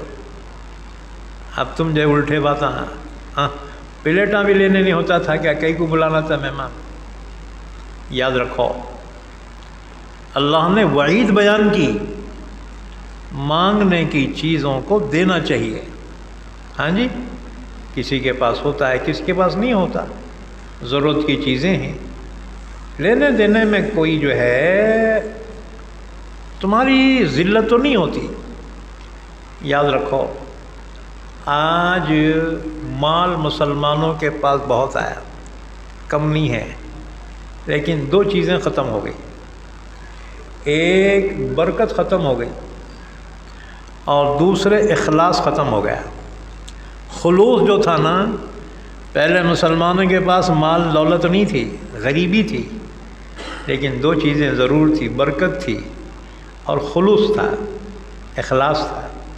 ہاں جی، مہمانوں کی آمد پر لوگ خوش ہوتے تھے۔ اب مہمان کی آمد پر لوگ خوش نہیں ہوتے، بوجھ سمجھتے ہیں۔ ہاں جی، بوجھ سمجھتے ہیں۔ اس لیے کہ نیتیں جب انسان کی خراب ہوتی ہے نا، اللہ برکتوں کو بھی اٹھا لیتا ہے۔ جیسی نیت ویسی برکت۔ اس لیے اللہ نے جس چیز کا حکم دیا ہے اس پر خرچ کرنا چاہیے۔ حضور نے فرمایا تحادو تحابو، ایک دوسرے کو ہدیہ دیا لیا کرو، محبتیں پیدا ہوں۔ اب نکلے مفتیاں، تراویح پڑھا کے پیسے لینا حرام ہے۔ ہاں حرام کیسا ہوا رے بھائی؟ انہیں ہدیہ دے رہا، ہدیہ حرام کیسا ہو گیا؟ ہاں جی، ایک صاحب سوال کرے کہ وائز جو ہے واز کر کے اجرت لے رہے۔ میں نے کہا اجرت تھوڑی ہوئی، وہ اجرت کیوں کہتے ہو؟ عطیہ ہے، ہدیہ ہے، ہدیہ لینا دینا سنت ہے۔ تحادو تحابو۔ اب ایسے خشک مولویاں نکلے اور عوام پہلے بخیل تھی، مولویوں نے اور بخیل بنا دیے۔ ہاں جی، یہ جائز نہیں، وہ جائز نہیں ہے۔ عوام پہلے بخیل کہ مولویوں کے فتوے میں اور بخیل بنا دیا ان کو، اور جب نیکی میں خرچ نہیں ہو رہا مال تو حرام میں خرچ ہو رہا ہے۔ مال کو تو خرچ ہونا ہی ہے نا جی، اگر تم نیکی میں خرچ نہیں کرو گے حرام میں خرچ ہوں گا، کہ مولویوں نے بخیل بنا دیا تم کو۔ حالانکہ حضور نے فرمایا تحادو تحابو، ایک دوسرے کو ہدیہ دیا کرو، محبت بڑھے گی۔ اور حضور کے زمانے میں دیکھو صحابہ کا عمل کیا تھا، کسی گھر میں اچھا سالن پکتا تھا تو حضور کا حکم تھا ذرا پانی زیادہ بڑھا دو، اچھا گوشت کا سالن پکا لینا، حضور کا حکم تھا صحابہ کو کہ ذرا شوربہ زیادہ رکھو، کیونکہ 4 گھر کو اور وہ ہدیے میں بھیج دو۔ رشتے ناتے والے ایک دوسرے کے پاس کھانے بھیجتے تھے اور اس سے محبت تھی۔ اب اگر کوئی بھیجے نا، پہلے شک کی بیماری، کئی کو بھیجے گی کیا ہے گی، کیا تو بھی پڑھ کے پھوکی ہوں گی، کچھ تو بھی ڈالے ہوں گے۔ اب ساس تو اتنی ظالم ہو گئی ہے، بہو کے گھر سے اگر توشہ بھی آیا نا انہیں نہیں کھاتی، کچھ تو بھی ملی ہوں گی اس کی ماں۔ یہ شک کی گھوڑی دیکھو کیا بول رہا اس کو، محبتیں ختم ہو گئی، نفرتیں پیدا ہو گئی۔ حضور نے فرمایا تحادو تحابو، آپس میں ہدیہ لیا کرو۔ ہدیہ بولے تو پیسے سے نہیں ہے، کھانا بھی ہدیہ ہے، چائے بھی ہدیہ ہے، ہیں جی، کوئی آئے تو چائے پلاؤ، تم وہاں گئے وہ پلانا، محبت بڑھے گی۔ اب تم بھی نہیں پلا رہے تو انہیں کیوں پلا رہا، نفرتیں پیدا ہوتی۔ ہدیہ لیا کرو۔ یہی وجہ ہے کہ اللہ کے نبی صلی اللہ علیہ وسلم کے مکان میں صحابہ اچھا کھانا پکتا تھا تو بھیجتے تھے حضور کے گھر میں، خاص طور سے حضرت سعد بن معاذ رضی اللہ تعالیٰ عنہ، قبیلہ خزرج کے سردار تھے انصار مدینہ کے۔ سعد بن ابی وقاص رضی اللہ، سعد بن عبادہ رضی اللہ تعالیٰ عنہ خاندانی مالدار تھے اور خاندانی سخی تھے، انہوں سخی تھے، ان کے باپ سخی، ان کے دادا سخی۔ ان کا مکان جو تھا سعد بن عبادہ کا قلعے کے جیسا تھا۔ شام میں ایک نوکر ان کا کھڑے ہو کر اعلان کرتا تھا سب لوگوں سے کہ جس کو گوشت کھانا ہے اور جس کو اونٹنی کا دودھ پینا ہے تو آج وہ ہمارا مہمان بن جائے۔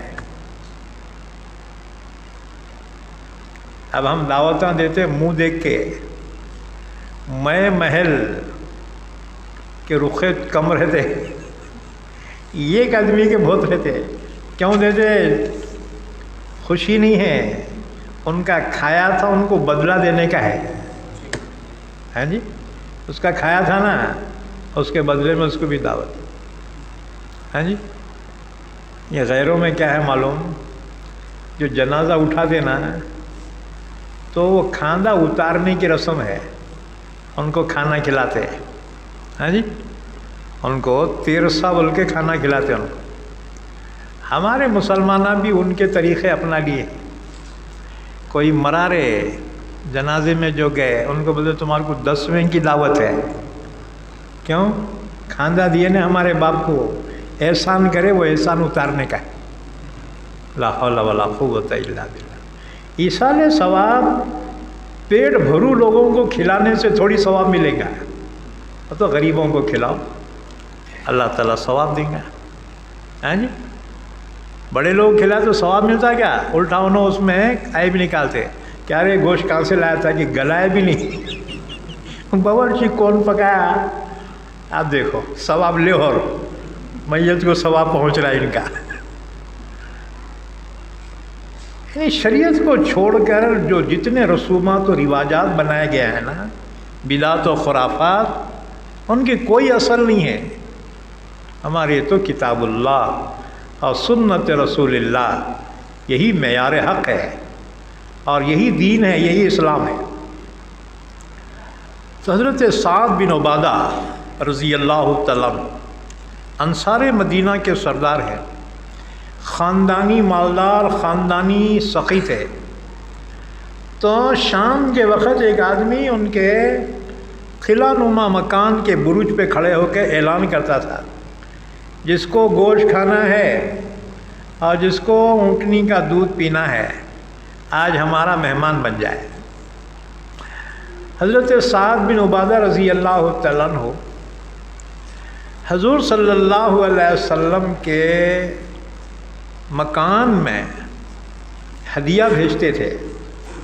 یہ بڑی پلیٹ، پرات بولتے نا اس کو، بڑی پلیٹ شین، تو اس میں گوشت، روٹیاں رکھ کے بھیجتے تھے۔ حضرت عائشہ رضی اللہ عنہا کی جس دن باری ہوتی تھی حضور کی، تو اس دن بھیجتے تھے۔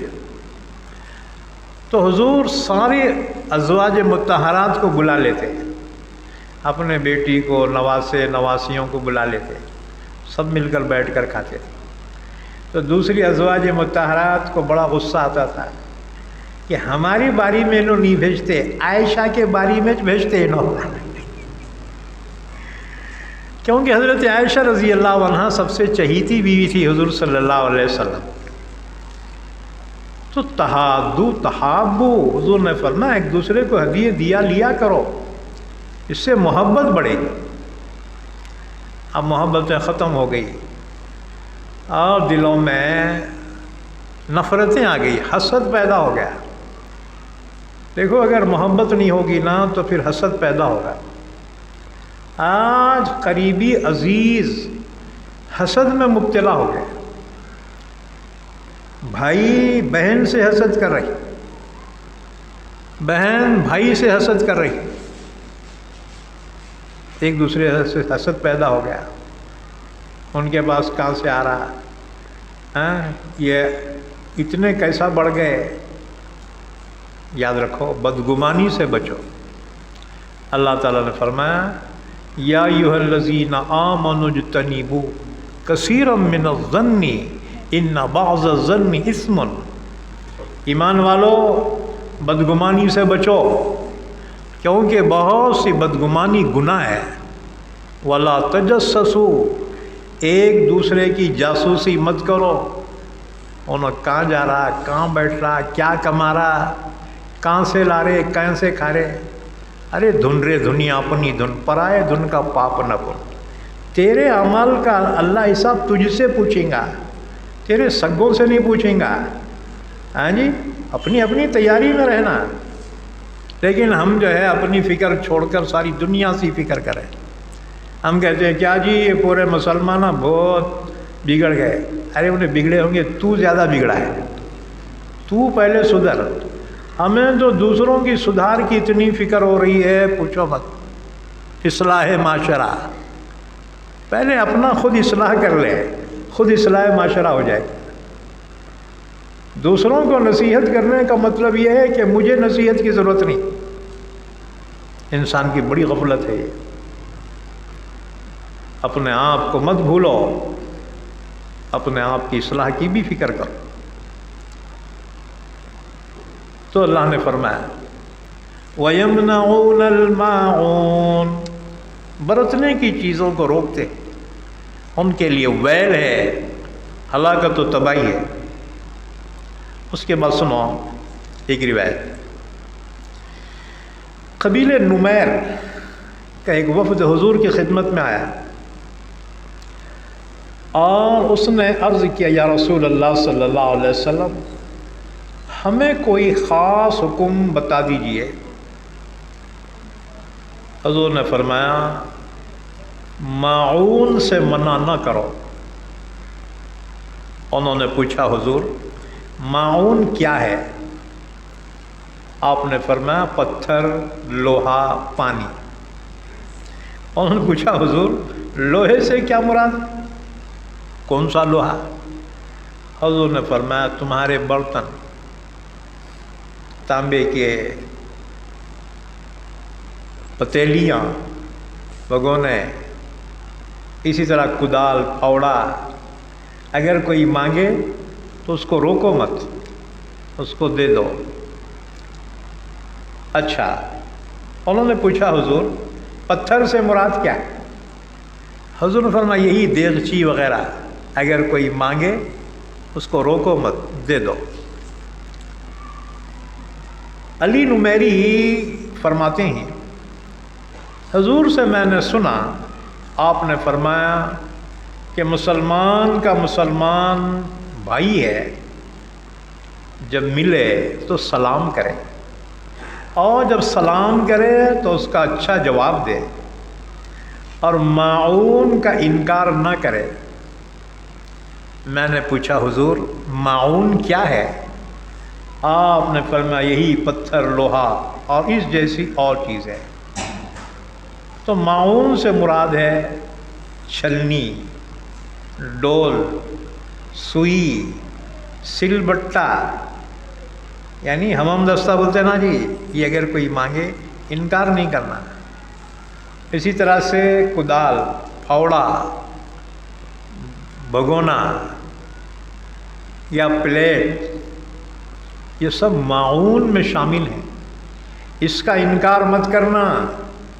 اللہ نے بڑی وعید بیان کی، کیونکہ یہ ضرورت کی چیزیں ہیں۔ اور ایک حدیث ابن ماجہ کی روایت ہے، حضرت عائشہ رضی اللہ تعالیٰ عنہ عرض کرتی ہیں، فرماتی ہیں میں نے عرض کیا یا رسول اللہ صلی اللہ علیہ وسلم، یہ پانی تو خیر، نمک اور آگ میں کیا بات ہے؟ حضور نے فرمایا حمیرہ، کہ حضرت عائشہ کا لاڑ کا نام ہے۔ حضور نے فرمایا حمیرہ، جس نے آگ دی گویا اس نے آگ پر پکی ہوئی چیز دے دی، اور جس نے نمک دے دیا، کوئی نمک مانگا، نمک ہے یا ذرا کم پڑا اللہ، جس نے نمک دے دیا اس نے گویا اس نمک سے درست کیا ہوا کھانا دے دیا، اللہ اسے اجر دے گا۔ اور جس نے کسی مسلمان کو ایسے مقام پر جہاں پانی ملتا ہے پانی پلایا، اس نے گویا یہ غلام آزاد کیا۔ اور جس نے پانی نہ ملنے کی جگہ کسی کو پانی پلایا، کسی مسلمان کو، تو اس نے گویا اس کو زندگی عطا کی، اتنا ثواب اللہ اس کو عطا فرمائے گا۔ وَيَمْنَعُونَ الْمَاعُونَ، اور ویل ہے، ہلاکت ہے ان کے لیے جو معاون سے روکتے ہیں۔ ہم نے 3 صورتیں پڑھی تھی، ایک صورت ہی کی تفسیر مکمل ہو سکی، باقی صورتوں کی انشاءاللہ تفسیر آئندہ مجلس میں ہوگی۔ اللہ سے دعا ہے اللہ ہم سب کو قرآن سمجھنے کی، عمل کرنے کی توفیق عطا فرمائے۔ درود شریف پڑھ لیں، دعا فرمائیں۔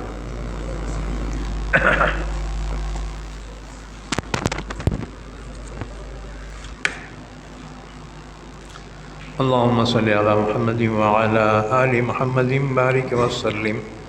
اے اللہ ہمارے گناہوں کو معاف فرما، ہماری خطاؤں سے درگزر فرما، حاضرین مجلس اور حاضرات مجلس کی جائز تمنائیں، دلی مرادوں کو پورا فرما۔ یا اللہ امت مسلمہ پہ رحم کا، کرم کا معاملہ فرما۔ اے اللہ ایمان والوں کی روزی روٹی میں برکت عطا فرما، ایمان والوں کے گھروں میں سکون عطا فرما، امن عطا فرما۔ یا اللہ ہمارے مرحومین کی مغفرت فرما، سب کو جنت الفردوس عطا فرما، ہمارے بیماروں کو شفائے کامل عطا فرما، پریشان حالوں کی پریشانی دور فرما، حاجت مندوں کی حاجت روائی فرما، مقروضوں کے قرض کی ادائیگی کے فیصلے فرما۔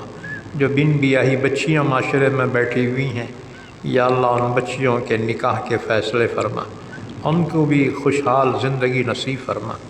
جنہوں نے ہم سے دعا کے لیے کہا ہے یا لکھا ہے، یا جن کا ہم پر حق ہے، یا جو ہم سے دعا کے متوقع رہتے ہیں، ان کی ہماری تمام جائز تمناؤں کو پوری فرما، جائز حاجات کو پوری فرما، تمام آفات سے، بلاؤں سے، مصیبتوں سے، نقصانات سے حفاظت فرما۔ یا اللہ کورونا سے سب کی حفاظت فرما۔ ہماری ان دعاؤں کو محض اپنے لطف و کرم سے حبیب پاک حضرت محمد رسول اللہ صلی اللہ علیہ وسلم کی دعاؤں کی برکتوں میں قبول فرما۔ وصلی اللہ علی نبینا محمد وعلی آلہ وصحبہ اجمعین برحمتک یا ارحم الراحمین۔